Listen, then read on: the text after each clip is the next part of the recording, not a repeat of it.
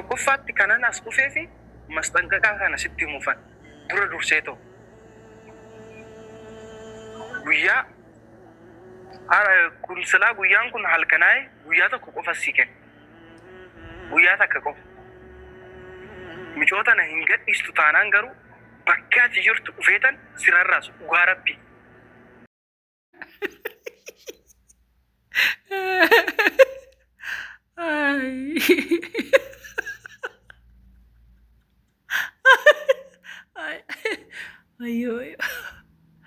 Ay, Oromo.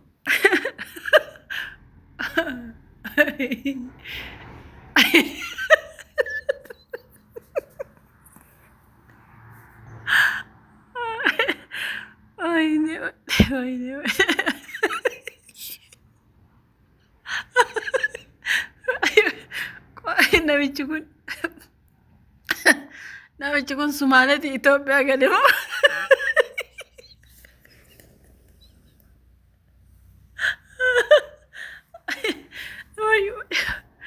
Amma akkamitti viidiyoo hojjedhaan egaa kolfoo ergidii nama hima kolfaa. Namichi kun lammii Sumaalee dhufee Itoophiyaatti galee afaan Oromoo barate moo? Oromoo wanti niitii kee gannaa baasi jechuu eegale moo? Akkam eme haa jechuun siniif galee waan inni jee. Sifanni isaa eegaara.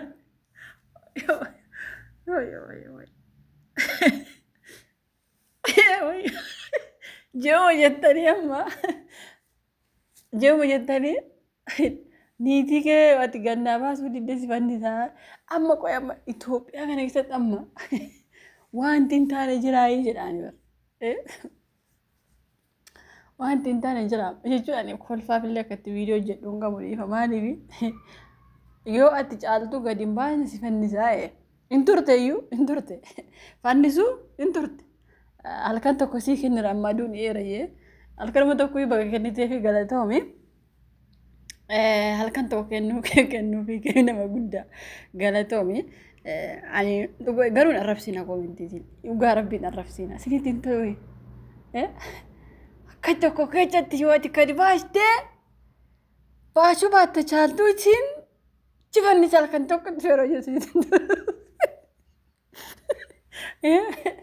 siniitiin ta'u in arrabsiina dhugaa rabbii geemii taphachaa jira jechuun tarii lammii biyya biraa dhufee afaan Oromoo barate na fakkaata maaliif jechuun Oromoo keessa jiru qaban akkasii nama haadha manaa kee dirqama si jalaa fudhachuu qaba nama jiru yeroo jalqabaaf argeen yeroo jalqabaaf jechuun dubartiin tokko ni kaa qabaatte akkamittiin dhiirri haga maal osoo cimaa ta'e iyyuu haga maal osoo nama akkamii ta'e iyyuu haga maa mootummaa biyyittiin taane niitii kee sirraa fudha akka jedhu argeen beekon dhiira hagamii iyyuu ta'e kanarratti argee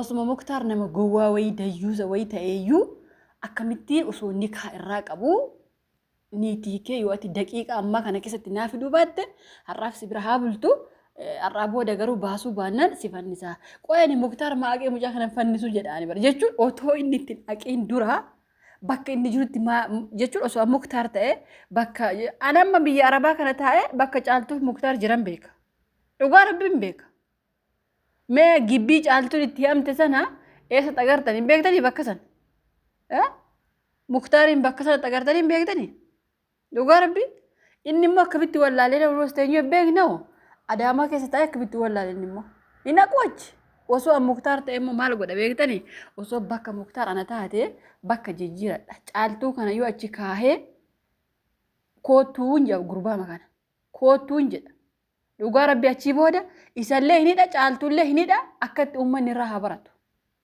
Dhugaa rabbii amma caaltuullee itti fooggalti dhaquu qaba mucaa koo amma yeroo caaltuuni mucaa kiyya deemee ilaaluu qaba jettu dhugaa wayii sitti fakkaata gara gurbaa kanaa quufi bar amma baay'een keessan Muktaar gadhiisati dayyuusa Muktaar gadhiisati akkasi Muktaar ati akkana jettan osoo Muktaar gadhiisee gurbaa maraatu kana bira deemuufi caaltuun gurbaan kun amma dhuguma nama caaltuu horatu nama caaltuu jireenyuma wanti tokko jiraachisu garuu ayidoon namichi kun xiqqoo sammuu dhiibee sammuu waan qabu na fakkaate warri fira isaa taatan hiriyyoo isaa taatan gorsa namni tokko haadha manaa kee daqiiqa ammaa keetti yoo ati gannaa baaste naa fiduu baatte ufeensi fannisaa inde deemii fannisi bo fannisamu sana wayya dhugaa rabbi osoo lubbuun jiru niitii isaa gibbii banee gadi si erguurra aqxee manichumatti ofii kee fannisuu isii wayya in turte iyyuu aqxee fannisuu in turte dhugaa rabbi in turte indee maa yoo nageesse dhugaa rabbi deemii fannisi in turte akkamittiin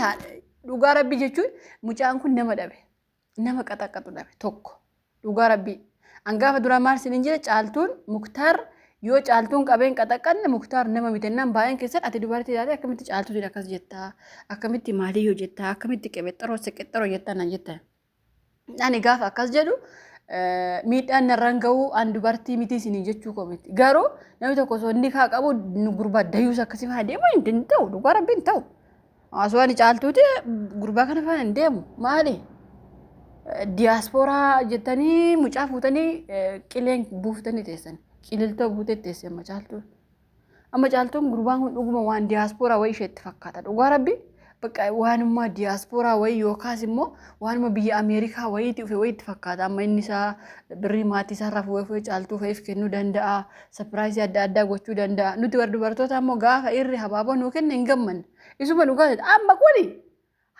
mastaqqaqaa fi waraabaa jira yoo daqiiqa kan hin finne si fannisa inda'uun viidiyoo waraabuun hin barbaachisu jee bara gootichi Itoophiyaa dhugaa rabbi viidiyoo waraabuun hin barbaachisu kana jechuun maal jechuu beekta ani cimaa waan hin ta'eef anamti siif gahaadha viidiyoo waraabee sitti himuun hin barbaachisu jechuu isaati kun cimaa akkamiiti amma dhugaa rabbi jechuun ani dhugaa rabbi baay'ee kan ajaa'iba viidiyoo abbaa fe'ee ilaalaa oola viidiyoo abbaa fe'ee irraa hojjechaa oola garuu akka mucaa kana na ajaa'ibe himan jiru dhugaa rabbi hima hin agarre baqqaan baxaam itti na ajaa'ibe dhugaa rabbi sirriitti nama ajaa'iba indee akkam gara kamitti deemaa jira namichi qoy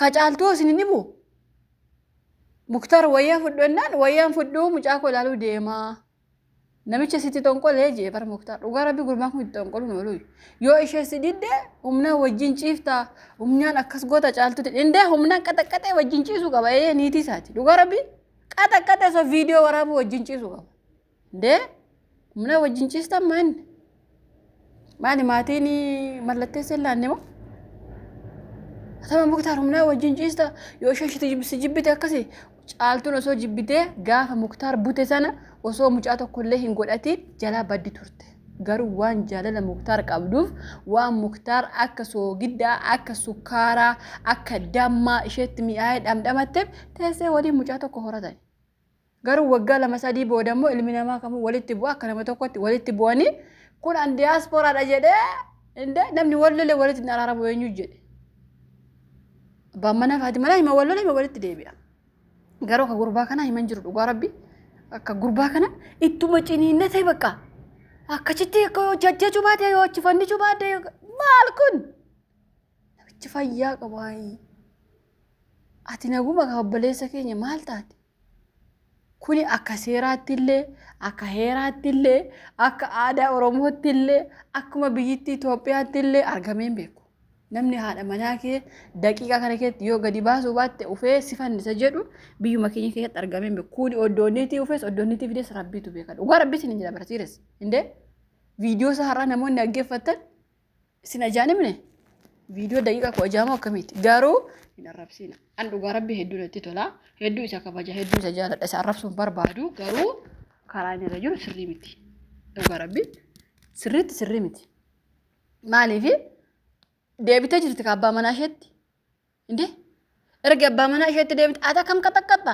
muktaar akkamitti irreebde maaltu minaa gebba haadha manaa isaa luka ishee ganshaa alla girgiddaa lamaanitti mismaara waqaree akka barbaade hagoo dee maaltu siime caaltuu dararaa jirtaa caaltuun bo'aa jirti caaltuun akkas taate caaltuu akkatti wajjin humnaan ciiftaa inshaalla luka ishee akka Iyeesus du'etti asiifachi akka Iyeesus harka asiifachi mismaaraan girgiddaatti waqqaree yookaan mukatti waqqaree waan barbaade haa godhu akka du'a Iyeesus agartanii gaafa ajjeesanii mismaara harka lamaan waan mukatti waqqaran san akkasittiin niitii isaa mukatti yoo mismaara waqqaree minaa gebbaa dhugaa rabbi fedhu lukashee lamaan asii fasiin mukatti mismaaraan finyootiin hidhee waan fedhe haa godhu. Maaltu si dhibee? Hindee namichi fa'i niitii isaati bar niitii na ukkoo niitiin beektuu haadha manaa haadha warraa jedhamti. Hindee namicha afaan Amaarinyaa afaan Oromoo hin danda'u jedhaa kun cabcaabbaan. Caabbee kana nurraa qabaa nurraa hidhaa. Nama haadha manaaf abbaa manaa walitti deebi'e. Inni immoo as deebi'e akkamittiin wajjinii wanti jetti. Akkamittiin wajjinii jiifti. Wajjin jiisuu qabdu. Akkamittiin akkas go'a. Akkamittiin giddii wajjin jiisaa.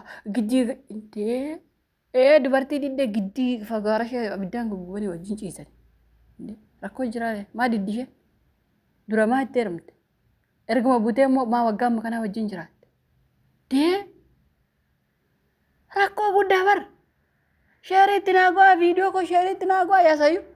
Sheeriitti go'amee muktaaritti. Inni argame muktaaruun arga malee. Namni akkamittiin haadha manaa nama abbaa manaa waliin walitti deebi'e nama nikaa qabu waliin akkas kun osoo nikaarraa qabaate akkam taare? Kan amma osoo nikaarraa hin qabaatiin akkas ta'e osoo nikaarraa qabaate akkam ta'uu hedame? Maraachuu hedaachuu Itoophiyaa sana keessatti qawwasuu heda ture. Akkam ija jabaata dhugaa rabbi nama akkatti ija jabaatu agartaniis an takka yeroo jalqabaaf namicha kan arge nama niitii kee annan hojjedhatin hojjetiin jedhu yeroo jalqabaaf arge. Kana qabaa hidhaa dhugaa kana muktaar dayyuusuma dhugaa rabbi kan waameetuma baqqaasan jira koo caaltuu fudhu jedhee yookaas immoo margee sanaaf jala galee kana harka duubatti guddil goote dhugaa rabbi harka isaaf miila isaa walitti hiite sagachiifta kana meeshaa isaatti abidda qabsiiste. Akkam namichi ani otoon dhiira ta'e haadha manaa kun al tokko ciccittiin jettu malee dhugaa rabbi maa jechuudha. Andee namichi akkam hagamitti ilaalee muktaariin qoy tuffate bar akka namichi kun muktaarii hin tuffate dhugaa rabbi namni akka nama hin tuffatu akka ajaa'iba tuffatee jira. Kan ammoo muktaaru keessa of qabachiise dhugaa rabbi maali kuni? Nama akkasitti jajjabaatu ani argeen beeku dhugaa rabbi. Hillo labar namni osoo illee aniif caaltuu waan akkasii dabarsaa turre har'a galuu caaltuu abbaa manaa isheetti deebite ergitti deebite immoo kun carraa isheetti isheefis carraa anaafis carraadha. Gaa'illi carraa waan ta'eef anis hin abu garuu yeroo duraa wal abanii turanii amma garuu walitti deebi'anii waan godhu hin qabu. Yeroo duraa jaalala keenya yaadadhee garuu nan aaraa waan godhu immoo hin qabu osoo jedhee kuni kun nu gaddisiisa nuyillee eeyyen dhugaa keeti siifillee nama gaarii haa argu bakka yaa obboleessa keenya isaan jaarsaaf jaarate walitti deebi'anii jenna ture sila amma kun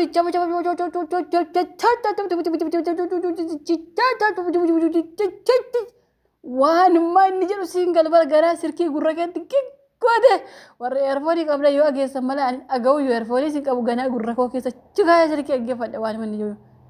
Achitti hidhee akkasitti morma kee achi qabee